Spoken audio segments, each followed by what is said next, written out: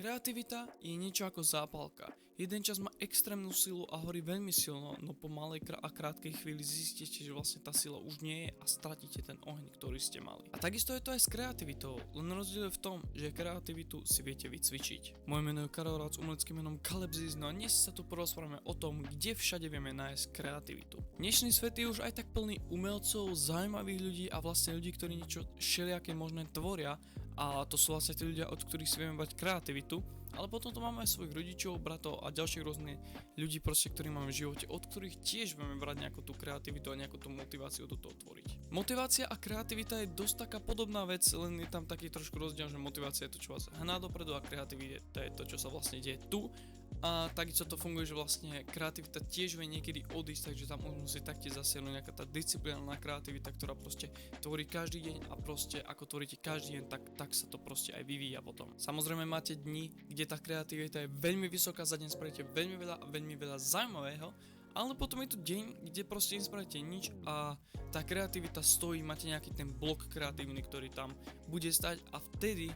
je moment, kedy musíte veľmi veľa načerpať a hlavne sa ukľudniť, pretože ak sa neukľudnite, tak to môže veľmi dlho aj ostať u vás a potom ten blok tam kľudne môže byť aj mesiac. Rozprávam teda z vlastnej skúsenosti, hlavne pri mojom arte zlo na dobro, pretože tam tá kreativita bola extrémne výšková a extrémne nízka proste, veľmi často som mal veľmi veľké silné bloky, ktoré mi proste nedovolili nejako pokračovať a nedovolili mi absolútne ani lepiť, maľovať a proste to stálo, preto ten art aj trval 4 mesiace, pretože tie bloky a to vymýšľanie trvalo fakt veľmi dlho. Ale nie je to práve vec, ktorá by vás mala zastaviť, je to vec, na ktorú by ste mali sa vy práve že zastaviť a trošku sa ukľudniť, pretože je to hlavné, čo musíte urobiť a hlavne teda nejako načerpať nejakú tú ďalšiu kreativitu a tú motiváciu do toho pokračovať. Najlepšie teda je vlastne sledovať nejakých vašich obľúbených tvorcov alebo nejakých obľúbených artistov, ktorí robia art, robia to už dlho a vedia vlastne o čom rozprávať, vedia poradiť a vedia vám vlastne pomôcť vo všetkom. Osobne možno aj z môjho štýlu vám odporúčiť taký, čo veľmi jasno slovo, čo bol vlastne Gox, ZHC alebo Vex, to sú moji 3 najviac top obľúbení,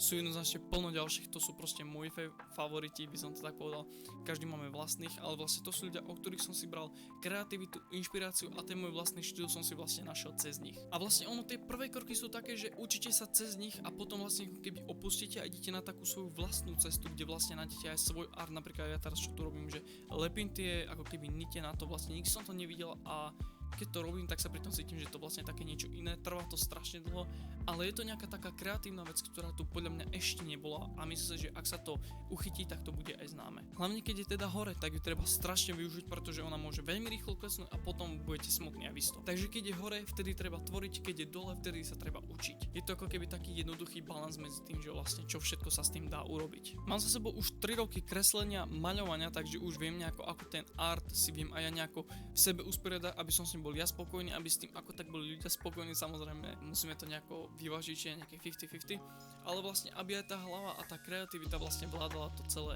spracovávať a vlastne čo sa celé deje. Ale samozrejme aj za mojou nejakou tou kreatívnou stránkou je proste deň, kedy mám tak kreatívnu časť alebo nejaký kreatívny čas toho dňa, že vlastne za tú hodinu strašne veľa toho dokážem urobiť, čož bolo vlastne pri arte mojom. Inak lepka, kde vlastne za jeden deň alebo celkovo jeden týždeň som mal tak kreatívny týždeň, že ja som celý ten art vlastne dokázal veľmi posunúť, ale potom vlastne prišiel deň, kde vaša mysle už nevládze, vaše telo nevládze, hlavne teda spracovať to celé, takže musíte si dať nejaký kratší blok alebo nejakú kratšiu prestávku, kde vlastne som si iba písal do zošita a že vlastne čo by som tam ďalej chcel urobiť a proste iba také jemné kreatívne proste myšlenie,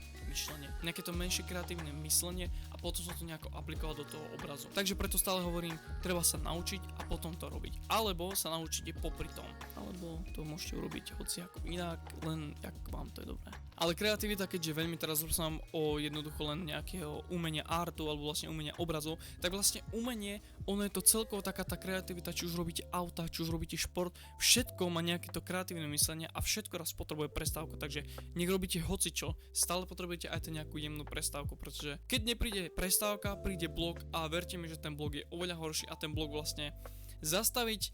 môžete zastaviť, ale je to oveľa ťažšie, pretože ten blok vlastne, je to proste stena, ktorú musíte preliesť, ktorú aj tak musíte preliesť, pretože tam je a musíte to nejaké kreatívne myslieť to, aby ste sa tej steny zbavili. Je to celá veda, nič viac tam toho nie je. A mne vlastne osobne pomáha, keď si nájdem nejaké zaujímavé veci na Pintereste a vlastne obkreslím si to, neukážem to nikde, pretože je to už práca, ktorá existovala, alebo proste si iba pozriem nejaké krásne videjko, kde proste niekto vytvoril nejaký nový art a vlastne aj takto pracujem s tým, že vlastne nejakú tú myseľ proste znovu nabehnem na ten systém, ktorý už bol a potom už len ďalej pokračujem vo svojich veciach. Takže áno, keď si to tak vezmeme, tá kreativita má tiež nejaké to svoje vlnenie, čiže raste hore, raste dole, len to musíte vedieť, ako to vyvážiť a to po celom čase toto príde. Takže ak robíte niečo kreatívne a ste momentálne na začiatku, takže absolútne sa to nestrachujte, len sa nebojte ísť ďalej. To je jediná vec, ktorú vám viem teraz poradiť. No ale my sa blížime ku koncu, takže ak ťa toto videjko bavilo, ak ti toto videjko pomohlo, tak nezabudni určite na like, odber, veľmi to pomôže v mojej tvorbe. No a moje meno bolo Karol Rauc s umeleckým menom Kalebzis, no a vidíme sa u ďalšieho videjka. Takže čaute.